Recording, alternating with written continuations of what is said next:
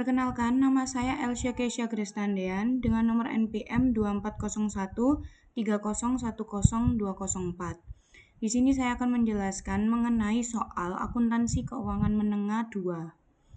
Yang pertama, Gratika Corp menyediakan neraca saldo pada tanggal 31 Desember untuk tahun 2021 dan 2022 dengan rincian sebagai berikut, yaitu kas 58.500 dan 23.000, lalu piutang 12.250 dan 10.000, lalu persediaan 12.000 dan 10.000, lalu investasi ekuitas non-trading yang pada tahun 2022 itu tidak ada dan pada tahun 2021 itu sebesar 3.000.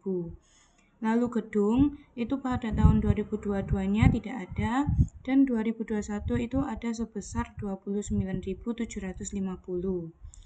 Kemudian yang peralatan 40.000 pada tahun 22 dan 20.000 pada tahun 21. Kemudian hak cipta 5.000 dan 5.250. Dengan total pada tahun 2021 yaitu 101.000.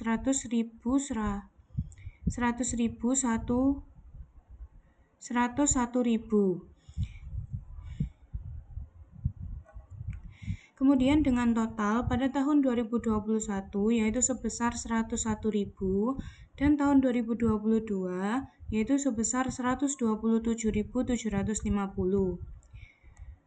Kemudian pada cadangan kerugian piutang pada tahun 2022 itu sebesar 3.000 dan 2021 itu sebesar 4.500. Kemudian akumulasi depresiasi peralatan 2.000 dan 4.500. Lalu akumulasi depresiasi gedung yang pada tahun 2022 itu tidak ada dan 2021 itu ada 6.000. Lalu utang 5.000 dan 4.000. Kemudian utang dividen pada tahun 2022 itu tidak ada. Kemudian pada tahun 2021 itu ada sebesar 5.000. Lanjut ke wesel bayar jangka pendek non-trade. Itu ada 3.000 dan 4.000. Lalu wesel bayar jangka panjang 36.000 dan 25.000. Kemudian modal saham biasa sebesar 38.000 dan 33.000. Dan laba ditahannya sebesar 40.750 pada tahun 2022 dan 15.000 pada tahun 2021. Dengan total sebesar 127.750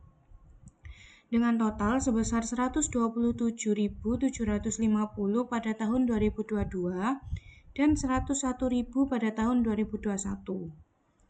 Kemudian dengan tambahan data terkait 2022 yaitu sebagai berikut, yaitu pada nomor pertama, yaitu yang pertama, peralatan dengan harga perolehan 11.000 dan telah disusutkan sebesar 30% pada saat pelepasan. Kemudian dijual seharga 22.500. Kemudian nomor 2, sebesar 5.000 dari utang jangka panjang dibayar dengan menerbitkan saham biasa. Lalu yang ketiga, dividen kas dibayarkan adalah 5.000. Lalu yang keempat, pada tanggal 1 Januari 2022, bangunan itu hancur total akibat banjir. Kemudian hasil klaim asuransi atas bangunan tersebut adalah sebesar 33.000 setelah dikurangi pajak sebesar 4.000. Lalu yang kelima, investasi ekuitas atau non-perdagangan dijual dengan harga 1.500 di atas biaya perolehannya. Kemudian perusahaan telah melakukan penjualan dan investasi serupa di masa yang lalu. Kemudian yang nomor 6, kas dan surat utang jangka panjang sebesar 16.000 diberikan untuk akuisisi peralatan. Lalu yang ketujuh, sebesar 2.000 dan bunga sebesar 2.000 dan pajak penghasilan sebesar 5.000 dibayarkan dalam bentuk kas. Dan kita diminta untuk membuat laporan arus kas untuk Gratika Corp dengan metode tidak langsung, dengan menggunakan metode tidak langsung. Oke, yang pertama di sini. Untuk yang pertama kita buat perhitungan laba bersih untuk tahun 2022. Itu laba ditahan tanggal 31 Desember 2022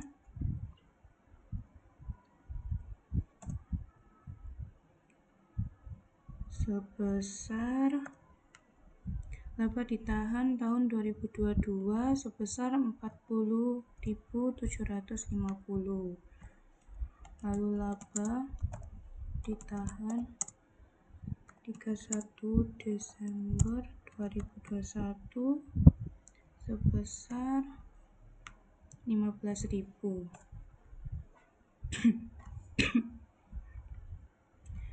Kemudian dividen kas yang dibayar sebesar 5.000.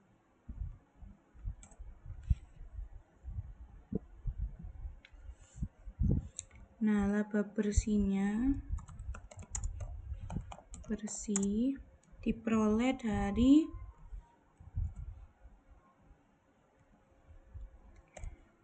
40.750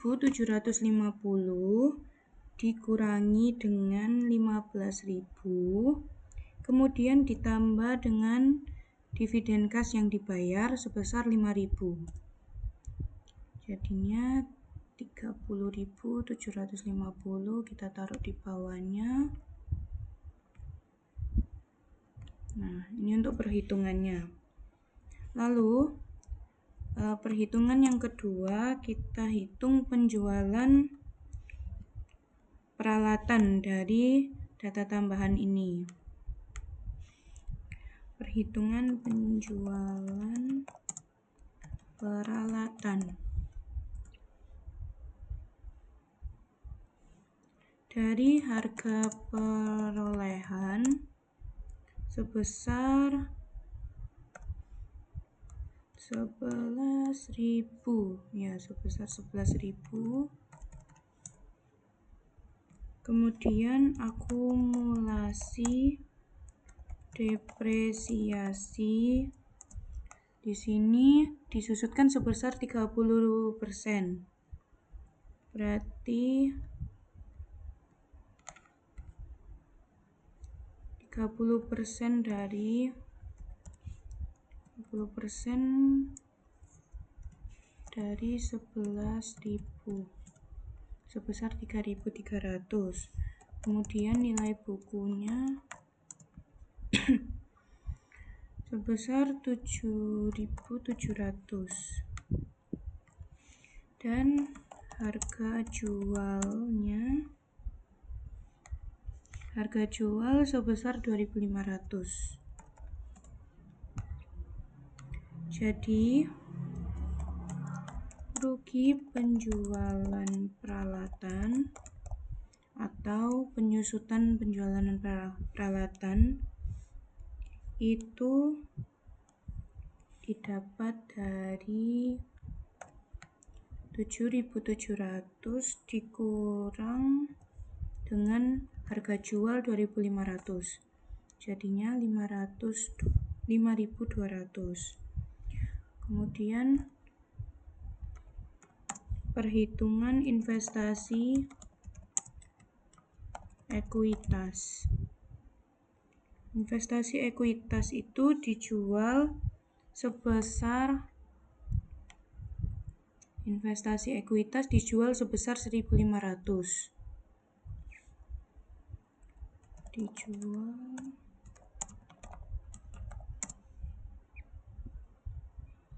1.500. Lalu yang perhitungan keempat mengenai kerusakan gedung,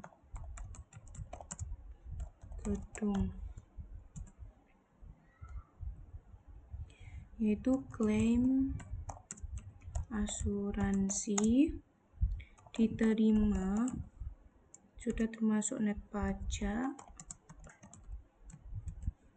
itu sebesar 33.000.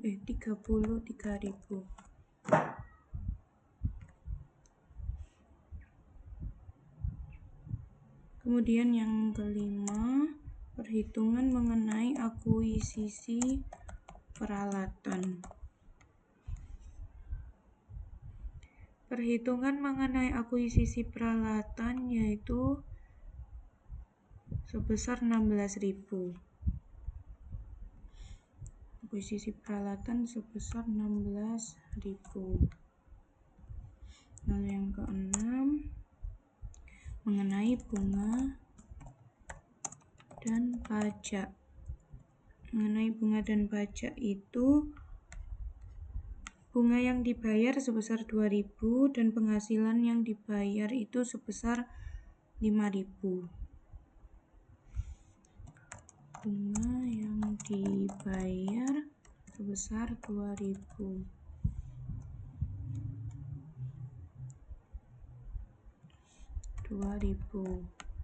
Kemudian pajak yang dibayar sebesar 5.000. Nah, kita dari perhitungan ini kita masukkan ke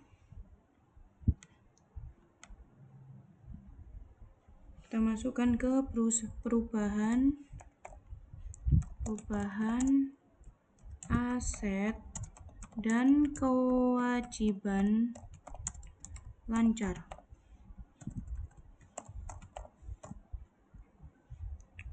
Yang pertama yaitu piutang.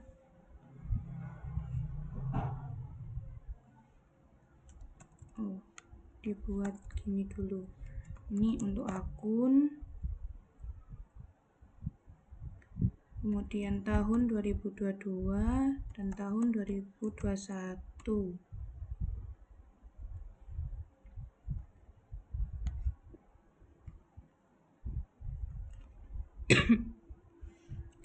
Yang pertama yaitu piutang. Pada tahun 2022 sebesar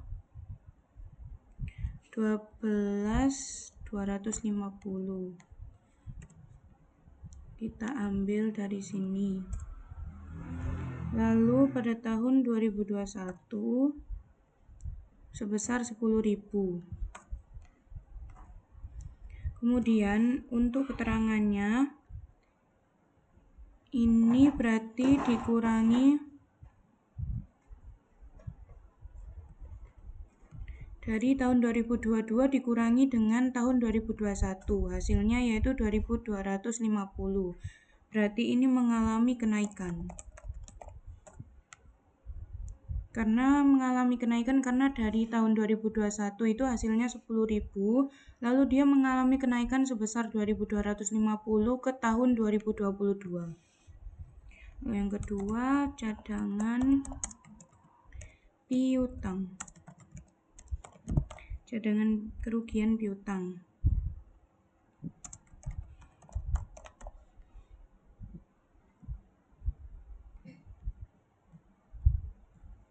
Cadangan kerugian piutang itu pada tahun 2022 sebesar 3.000.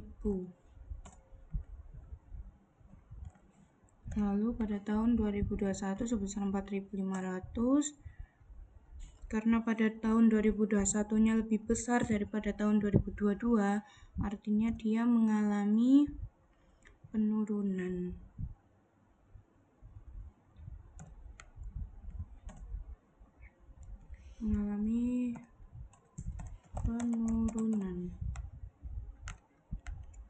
Jadi kita harus bisa bandingkan dari tahun 2021 dengan tahun 2022. Apabila harga yang tertera atau besaran nominal yang tertera pada tahun 2021 itu lebih kecil daripada tahun 2022, berarti perusahaan mengalami kenaikan pada akun tersebut. Nah, tapi kalau misalnya tahun 2021 itu lebih besar dan tahun 2022 itu lebih kecil, berarti perusahaan mengalami penurunan pada akun yang dicatat. Kemudian yang ketiga, persediaan. Persediaan ini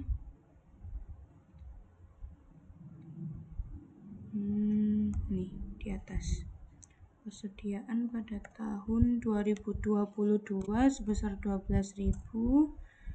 Kemudian pada tahun 2021 sebesar 10.000. Jadi pada tahun 2022 mengalami kenaikan sebesar 2.000. Lalu yang keempat mengenai utang usaha.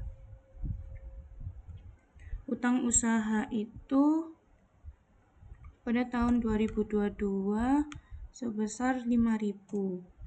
Kemudian pada tahun 2021 sebesar 4.000.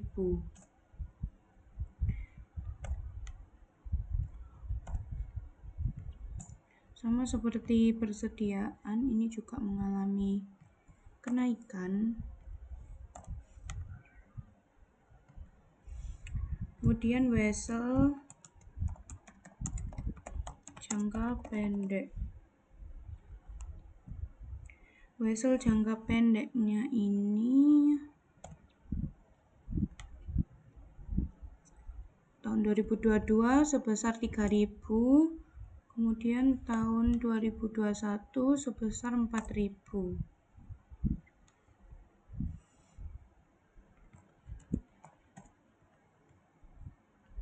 Berarti mengalami penurunan.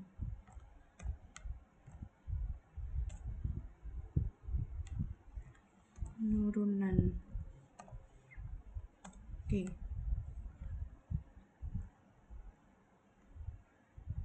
Nah, setelah kita mengklasifikasikan perubahan aset dan kewajiban lancarnya, sekarang kita buat arus kasnya, laporan arus kas. Di sebelah sini. Oke, Gratika Corp. Laporan arus kas pada tahun 2022. Kita mulai dari arus kas, aktivitas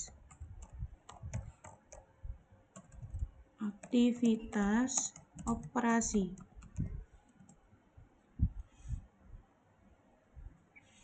Yang pertama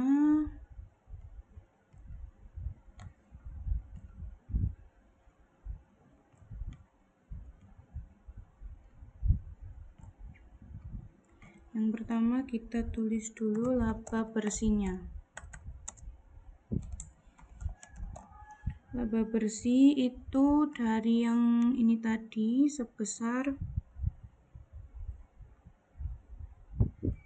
kita tulis di sini,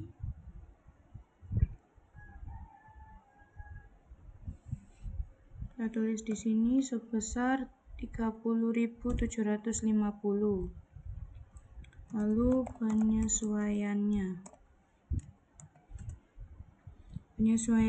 yaitu depresiasi.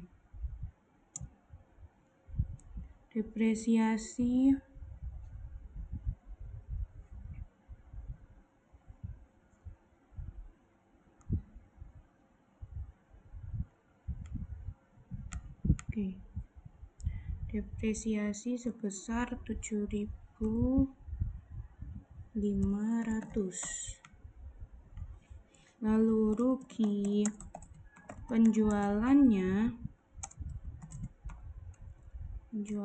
peralatan sebesar 5.200 dari sini.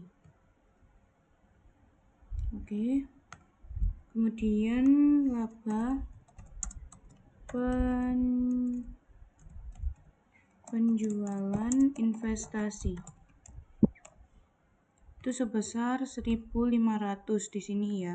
Tapi karena dia investasi jadi masuknya nanti dikurangi. Nah, kemudian perubahan aset dan kewajiban lancar.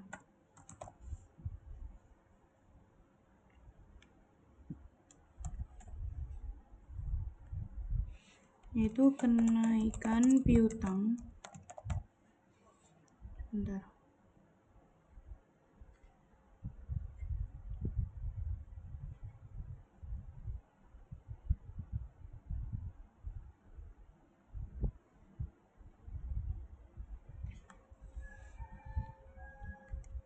Yaitu kenaikan piutang dari data ini kenaikannya sebesar 2.250. Berarti karena dia kenaikan nanti dikurangi 2.250.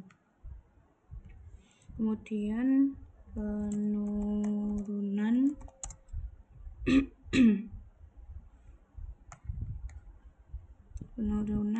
cadangan kerugian piutang.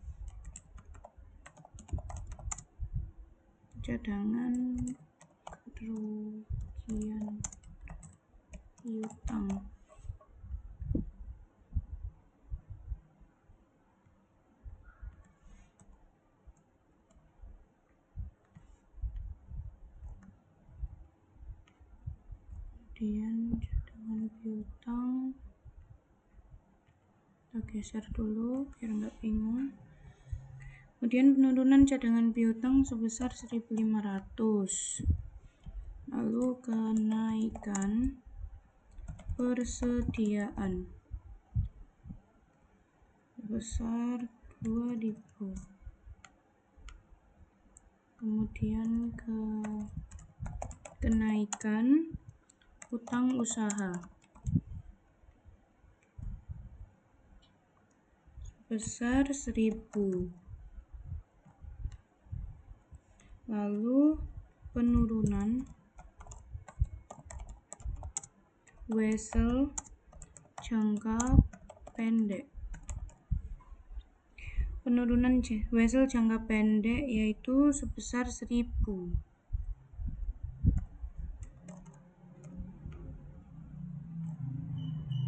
Lalu bunga dibayar sebesar 2.000.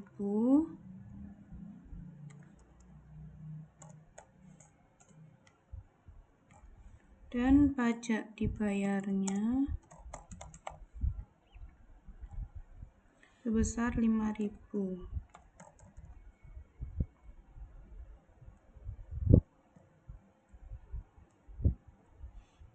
Kemudian diketahui arus kas bersih dari aktivitas operasi itu sebesar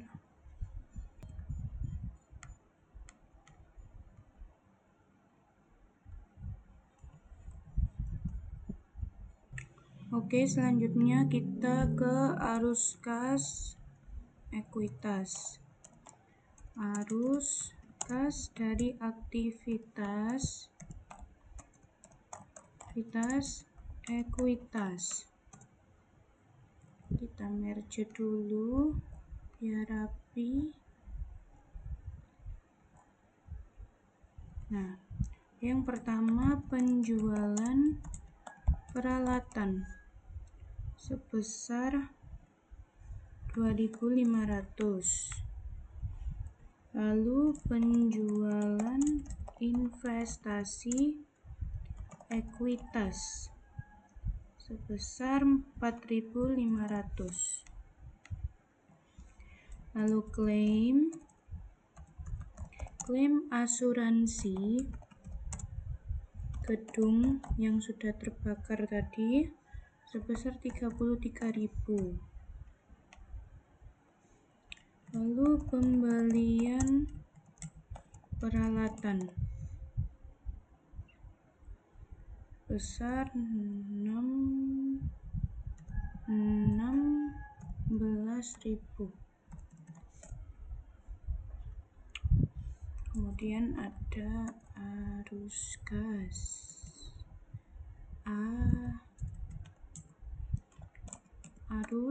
kas bersih dari aktivitas investasi.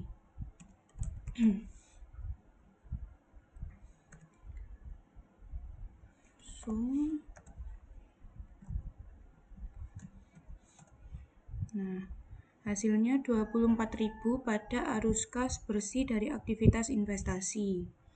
Lalu kita lanjut ke arus kas aktivitas pendanaan. Nah, arus kas dari aktivitas pendanaan.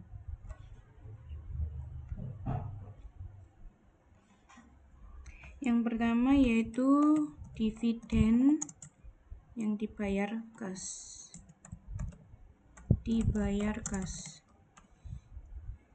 Sebesar 5.000. Nah, karena tadi yang disebutin dari aktivitas pendanaan hanya yang dibayar yaitu dividen kas yang dibayar sebesar 5.000. Jadi yang masuk di arus kas aktivitas pendanaan cuma itu aja. Jadi sekarang kita masukkan arus kas bersih dari aktivitas pendanaan. Hasilnya cuma ini aja. Oke. Sudah.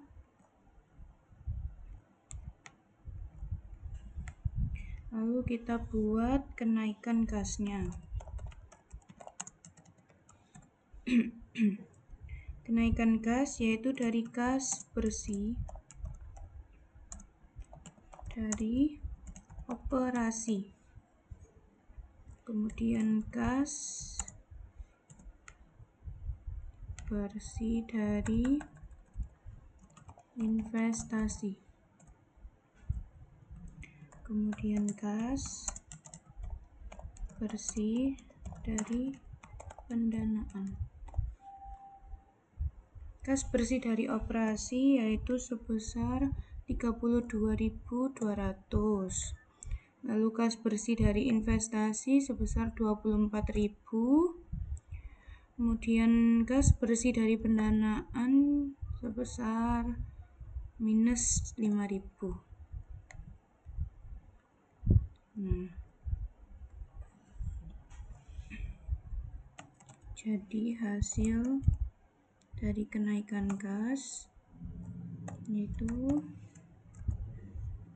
jumlah dari kas bersih operasi ditambah dengan kas bersih investasi, kemudian dikurangi dengan kas bersih dari pendanaan. Jadinya sebesar 51.200 untuk kenaikan kas. Lalu kas awal sebesar pada tahun 2021 kas awal sebesar 23.000.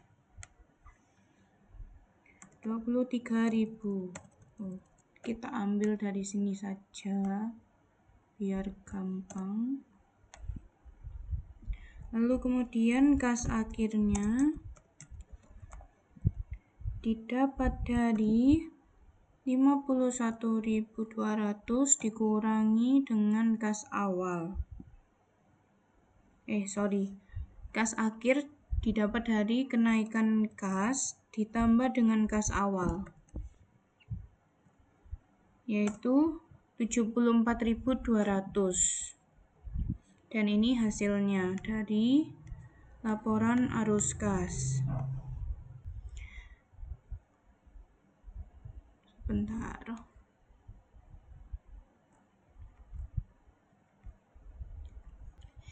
Jadi, kita sudah menyelesaikan laporan arus kas Gratica Corp dengan menggunakan metode tidak langsung.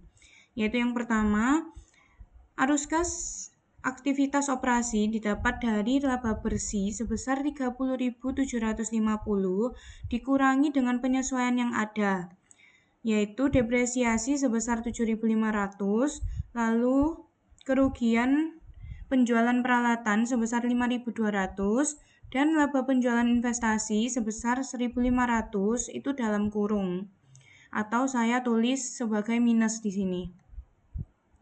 Kemudian perubahan aset dan kewajiban lancar yang sudah kita buat di bawah perhitungan tadi, itu dimasukkan ke dalam laporan arus kas ini dengan data sebagai berikut, yaitu kenaikan piutang sebesar 2.250 dalam bentuk minus, kemudian penurunan cadangan kerugian piutang sebesar 1.500, dan kenaikan persediaan sebesar 2.000 dalam minus, lalu kenaikan utang usaha sebesar 1.000, dan penurunan wesel jangka pendek sebesar 1.000 dalam minus, lalu bunga dibayar sebesar minus 2.000, kemudian pajak dibayar sebesar minus 5.000, dan didapat arus kas bersih dari aktivitas operasi sebesar 32.200.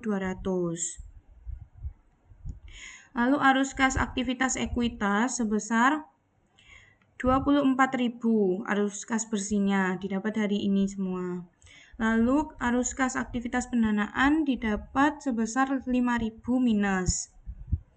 Dan kenaikan kasnya itu didapat dari kas bersih dari operasi ditambah dengan kas bersih dari investasi, kemudian dikurangi dengan kas bersih dari pendanaan, karena kas bersih dari pendanaan itu tadi hasilnya minus, jadi dikurangi.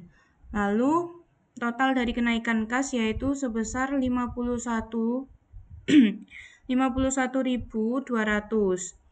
Lalu kas awalnya 23.000 didapat dari data neraca saldo sebelumnya. Lalu kas akhirnya didapat dari kenaikan kas ditambah dengan kas awal, yaitu 74.200.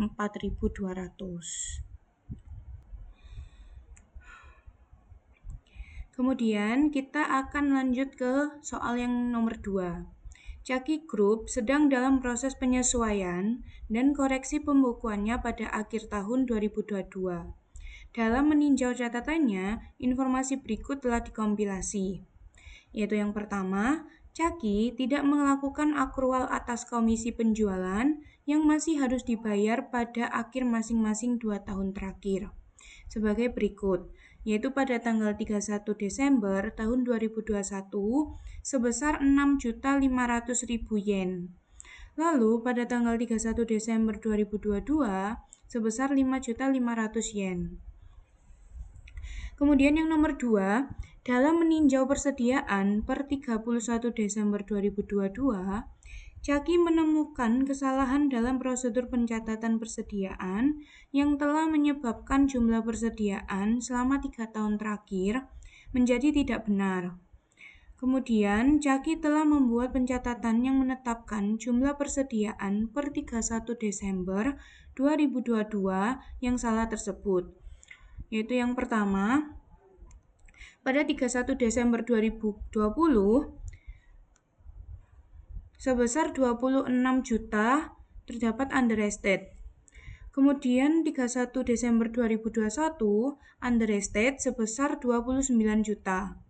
Lalu 31 Desember 2022 overestate sebesar 16.700.000. Lalu yang ketiga, pada tanggal 31 Desember 2022, Caki memutuskan untuk mengubah metode penyusutan atas peralatan kantornya dari metode saldo menurun ganda atau double declining balance menjadi metode garis lurus, yaitu straight line. Nah, peralatan tersebut memiliki harga perolehan awal sebesar 100 juta yen ketika dibeli pada 1 Januari 2020. Lalu, peralatan tersebut memiliki masa manfaat selama 10 tahun dan tidak memiliki nilai residu.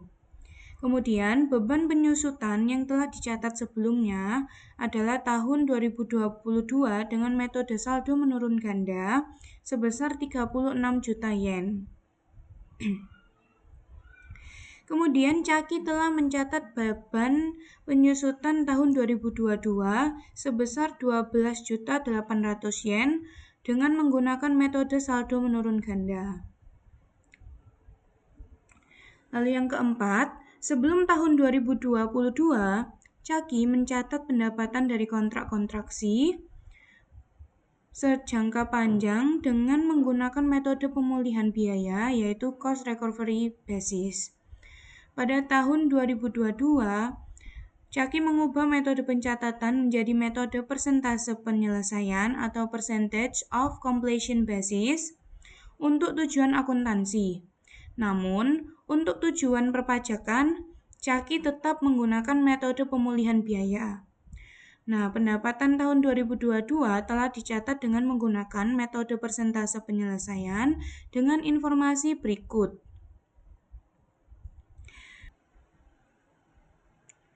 Pre-tax income from. Apa ini?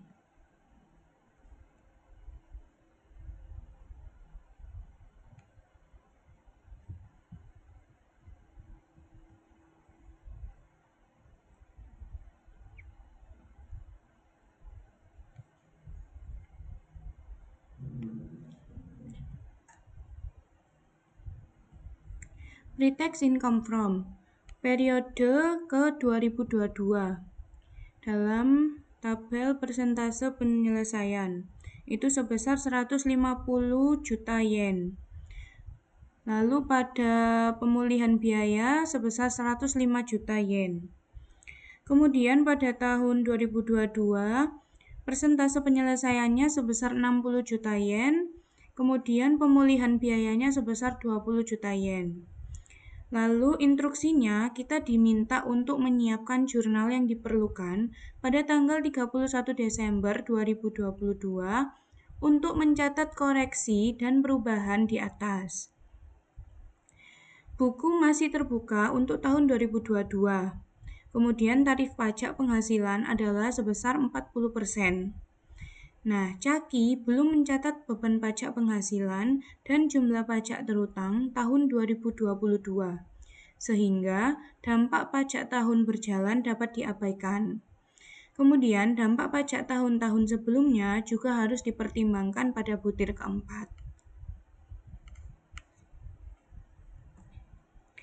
Langkah pertama, yaitu kita harus mengidentifikasi transaksi atau kejadian mana yang belum dicatat dan mana yang merupakan kesalahan periode sebelumnya. Nah, hal ini itu penting karena perlakuan akuntansinya berbeda, terutama dalam menentukan apakah dampaknya dibebankan ke laba tahun berjalan atau ke laba yang ditahan. Untuk yang pertama, kasus pertama ini, nomor 1, itu Caki belum mencatat akrual komisi penjualan yang masih harus dibayar pada akhir tahun 2022 karena komisi tersebut merupakan beban yang berhubungan langsung dengan aktivitas tahun berjalan dan belum diakui, maka kita harus melakukan jurnal penyesuaian dengan mendebit beban komisi sebesar dan mengkredit utang komisi. Nah, perhitungannya itu kita tulis di sini. Kita tulis akrual komisi penjualan. Lalu tahun 2021-nya itu sebesar 6.500.000. Lalu pada tahun 2022 sebesar 5.500.000. Nah, ini kita buat yen dulu.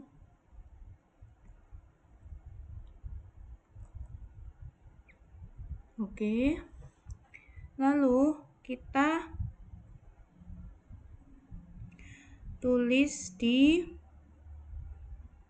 sini untuk jurnalnya. Jurnal.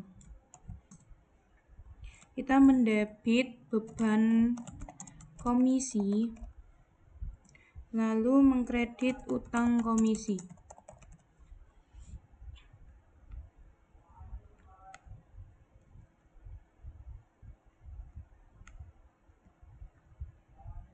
Gini. Nah, besarannya itu sebesar 5.500.000.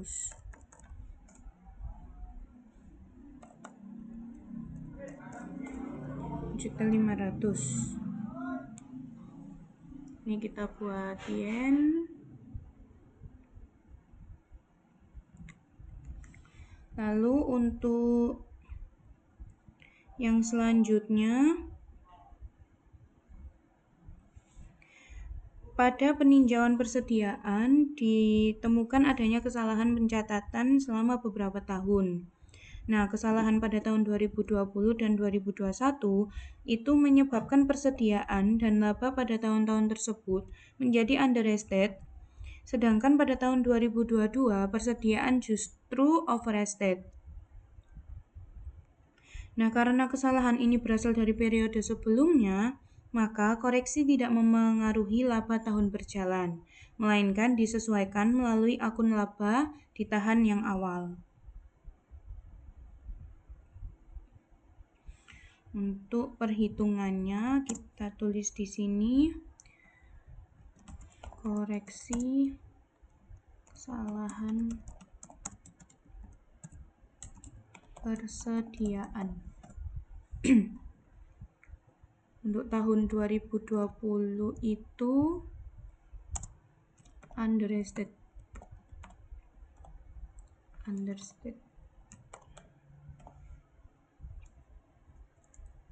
Sebesar 26 juta. Lalu tahun 2021 itu understated sebesar 29 juta. Kemudian tahun 2022 itu overstated sebesar 16.700.000. Kita ubah dulu ke yen.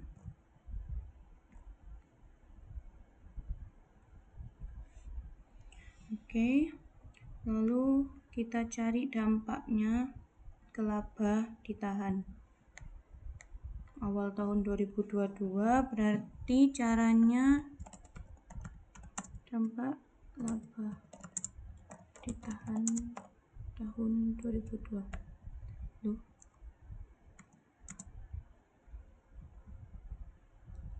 Tahan tahun 2022. Nah, dampak laba ditahan tahun 2022 ini cara carinya itu yang tahun 2020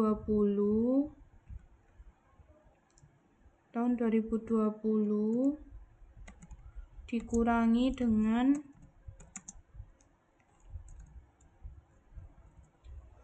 dampak laba ditahan 2022 ini dicari dengan cara tahun 2020 ditambah dengan tahun 2021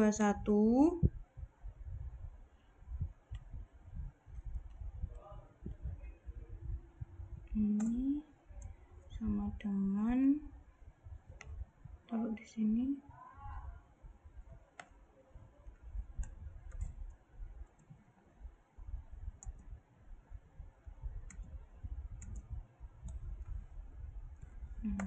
dengan ini ditambah dengan ini. Nah, 55 juta yen. Ini dibuat jurnalnya.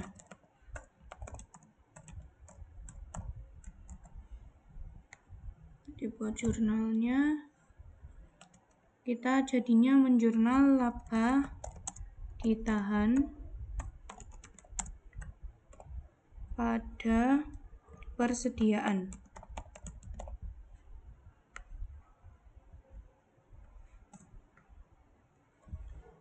Seperti ini. Itu turun. Nah, ini untuk jurnalnya. Lalu kita lanjut ke nomor 3. Nah, pada poin ketiga ini, perusahaan memutuskan untuk mengubah metode penyusutan peralatan dari metode saldo menurun ganda menjadi metode garis lurus. Perubahan ini merupakan perubahan metode akuntansi yang memerlukan proses penyesuaian retrospektif. Oleh karena itu, selisih antara akumulasi penyusutan yang telah dicatat dengan jumlah yang seharusnya diakui dihitung, lalu disesuaikan melalui akun laba ditahan, bukan melalui beban penyusutan tahun 2022.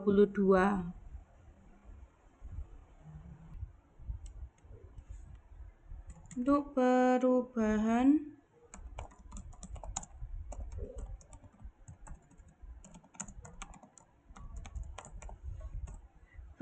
metode penyusutannya di sini dari persentase penyelesaian menjadi pemulihan biaya.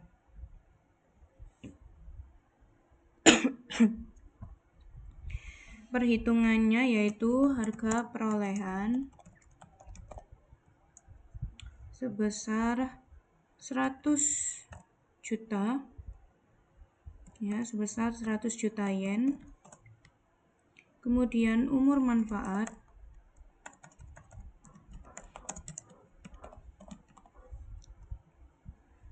selama 10 tahun. Lalu nilai residunya 0.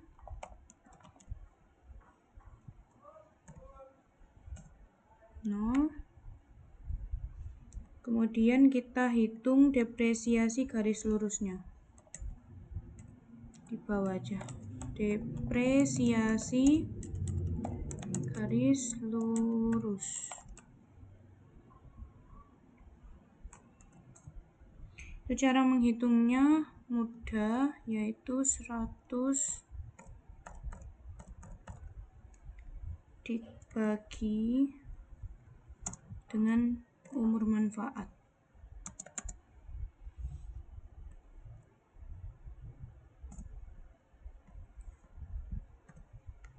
Jadi ini kita ubah dulu, ini jadi yen.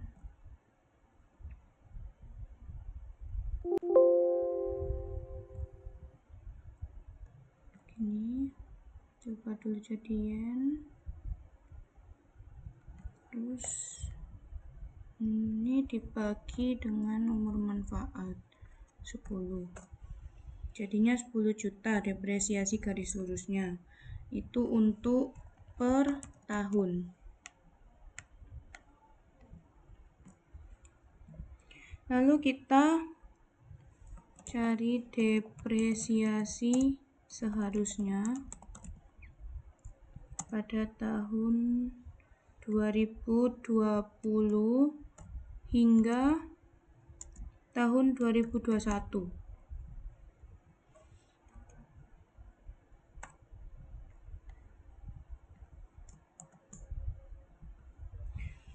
Ini sebesar 20 juta. Taruh di sini. 20 juta.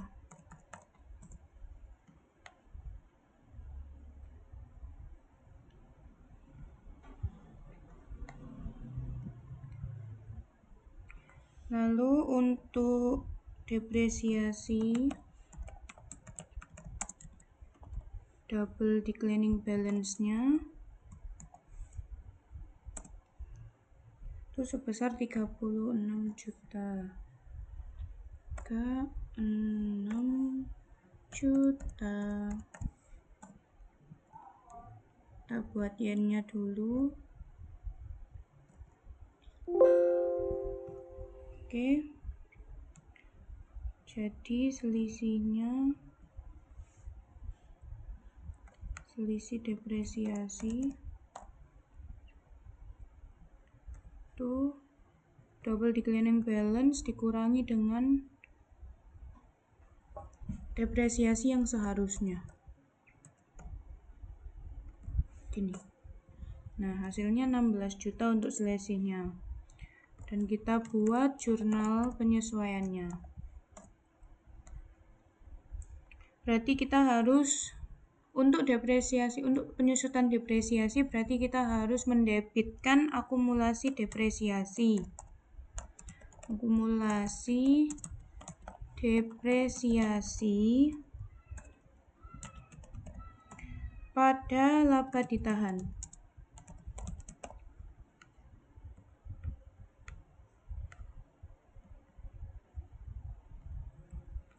Sebesar selisihnya ini kita masukkan ke dalam jurnal. Jadi sebesar 16 juta. Begini jurnalnya. Kemudian kita lanjut ke nomor 4.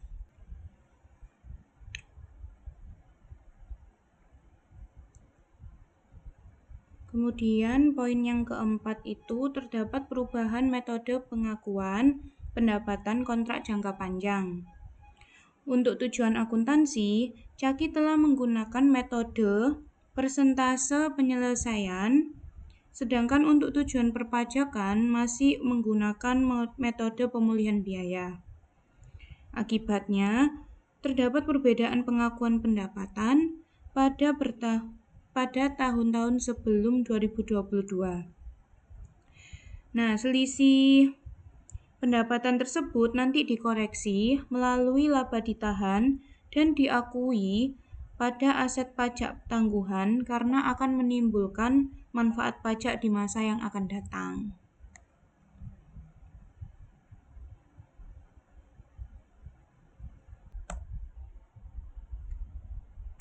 Nomor 4 yaitu perubahan metode pengakuan pendapatan kontrak ini.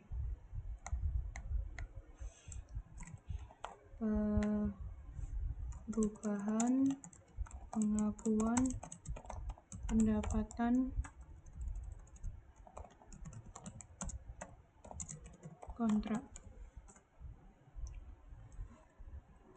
Nah, pendapatan sebelum tahun 2022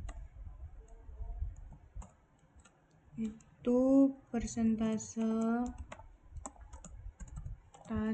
penyelesaian sebesar 150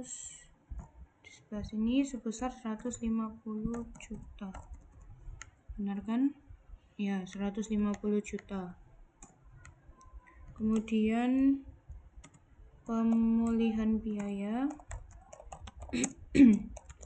biaya sebesar 105 juta.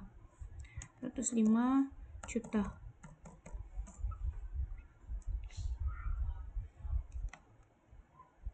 Nah, ini nanti bagaimana cara cari selisih pendapatan lebih?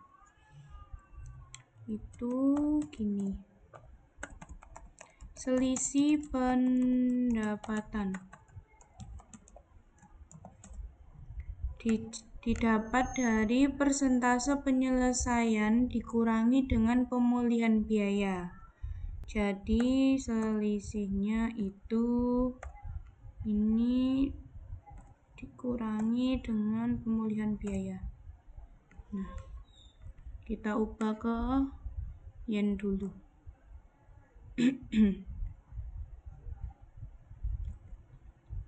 Oke. selisihnya itu, lalu kita masukkan tarif pajaknya. Tarif pajak tadi sebesar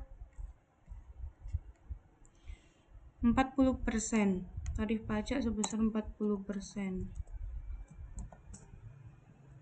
Tarif pajak sebesar 40% itu berarti pajak tangguhannya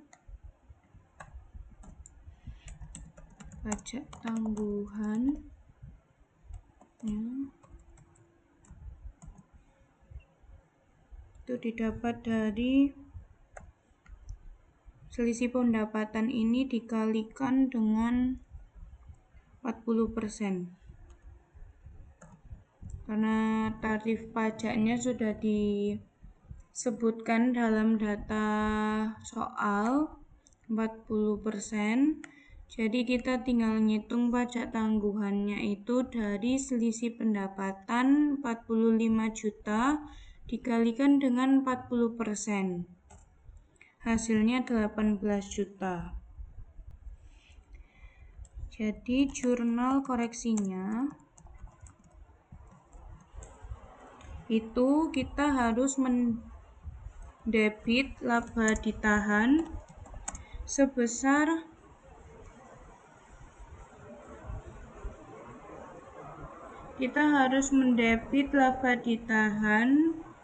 lalu mengkredit aset pajak tangguhan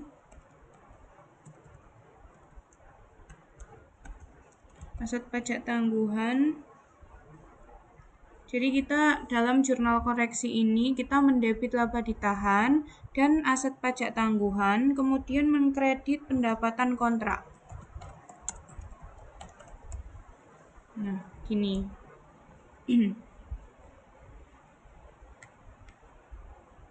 Ini untuk pendapatan kontraknya itu dari selisih pendapatan ini 45 juta. Nah, aset pajak tangguhannya tadi sudah didapat sebesar 18 juta dimasukkan. Terus pendapatan kontraknya dari selisih pendapatan ini 45 juta. Jadi laba ditahannya didapat sebesar 45 juta dikurangi dengan 18 juta. Nah, 27 juta untuk laba ditahannya.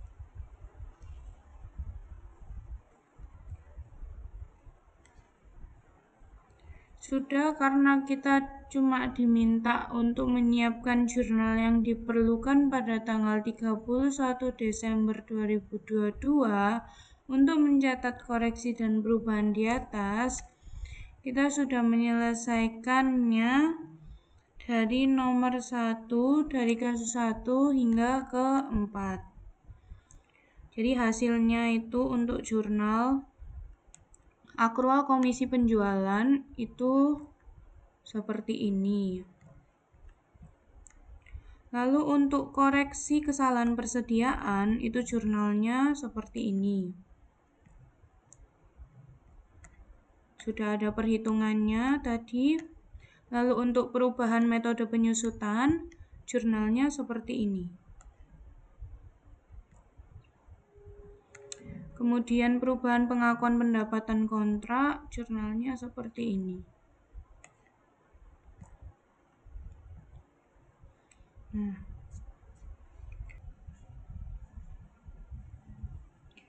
jadi secara keseluruhan semua jurnal penyesuaian pada soal kedua disusun per tanggal 31 Desember 2022. Penyesuaian ini berkaitan dengan periode berjalan mempengaruhi laba tahun 2022. Sedangkan kesalahan dan perubahan metode yang berasal dari periode sebelumnya disesuaikan melalui laba ditahan. Dengan demikian, laporan keuangan Caki Group setelah penyesuaian mencerminkan posisi keuangan dan kinerja yang lebih andal dan sesuai dengan standar akuntansi.